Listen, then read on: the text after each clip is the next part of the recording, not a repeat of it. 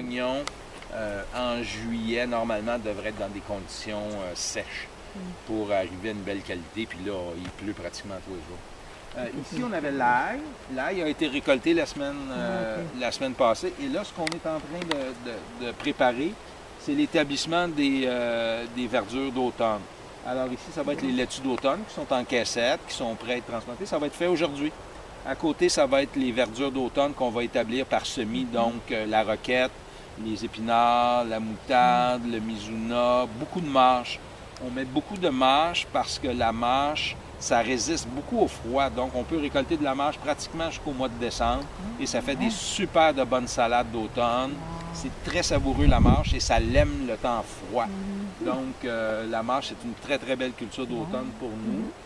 Et puis, sur la dernière planche, où il y a encore des échalotes qu'on va récolter la semaine prochaine, on va établir une culture d'engrais vert d'orge probablement ou d'avoine. Alors, il va y avoir des couvertures végétales. Un peu plus loin par là-bas, vous avez des carottes, des betteraves, des panais, des rutabagas, qui sont nos cultures racines pour l'automne.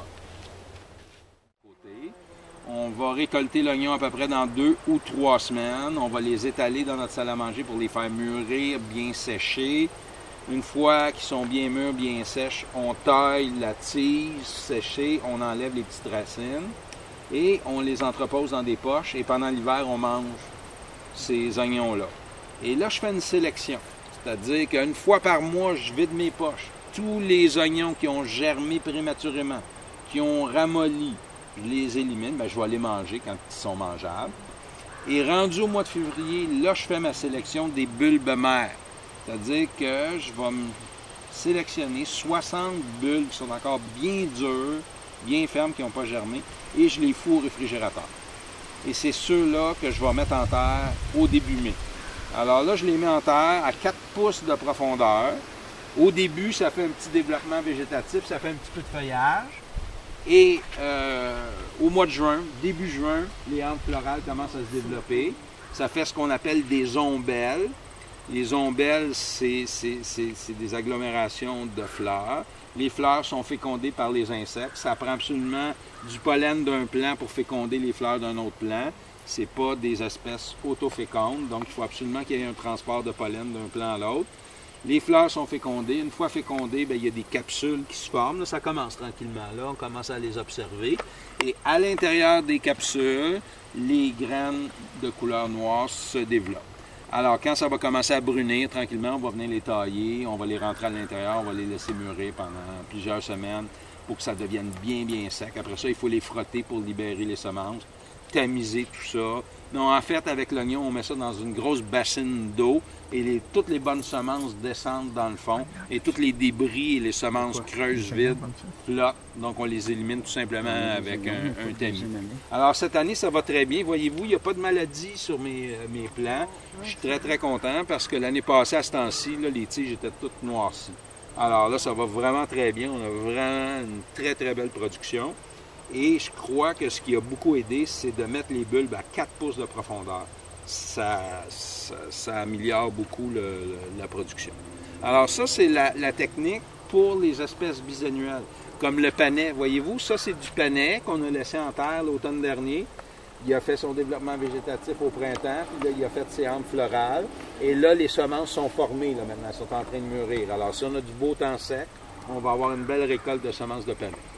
Alors, les carottes, c'est la même chose. La betterave, c'est la même chose. Ce sont toutes des espèces bisannuelles qui font leurs semences uniquement la deuxième année.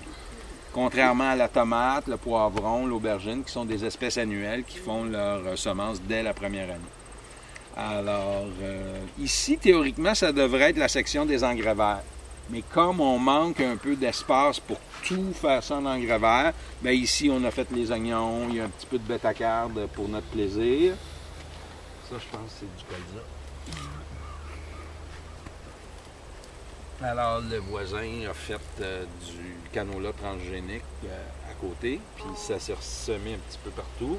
Alors, on fait bien attention de bien l'arracher dès qu'on le voit en fleurs. Il ne faut pas que ça fasse d'autres graines. Alors, sarrasin, ici, dans la section triangulaire du centre, c'est vraiment des engrais verts, une section qui est en régénération. Donc, on a commencé avec la févrole au printemps. La févrole a été détruite et enfouie. On a suivi avec une culture intensive de sarrasin. Le sarrasin va être détruit dans 3 semaines et on va suivre avec une céréale d'automne qui va probablement être de l'orge ou de l'avoine. Et là-bas, c'est du maïs. On s'est fait manger notre maïs par des merles cette année. Notre compost était plein de vers. Ça fait que là, les merles ont pris l'habitude d'aller manger les vers qui étaient dans le compost. Et quand les germes de maïs sont sortis, bien, ils se sont dit « Ah, c'est intéressant de mélanger les vers avec un peu de germes. » Ce qui n'est pas fou sur un plan alimentaire et nutritif.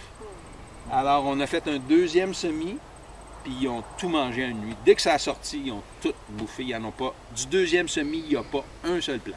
Ça, c'est des résidus du premier semis. Fait que quand j'ai vu ça, on a décidé de mettre de la facélie à la base des maïs, mais j'aurai pratiquement pas de maïs. Il y a quasiment rien.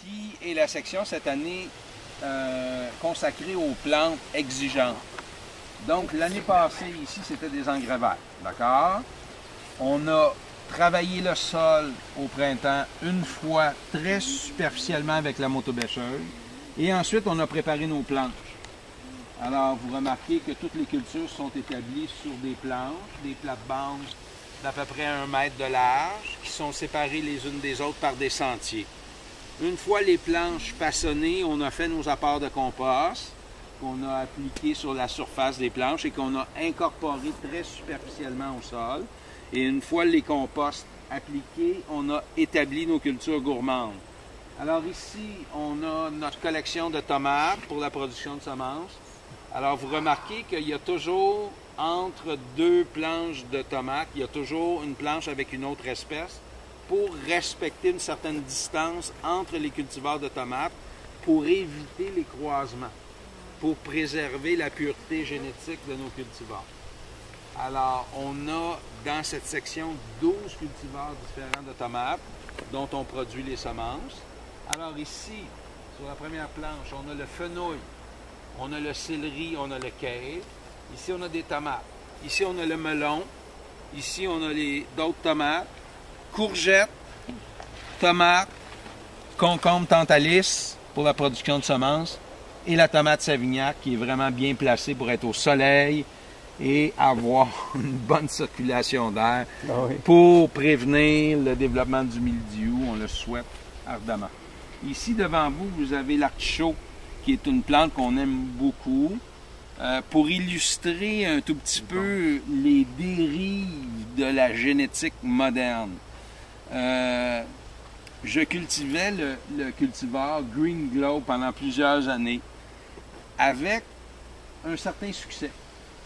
Et il y a 3 ou 4 ans, on annonçait le développement d'un hybride adapté à la production annuelle.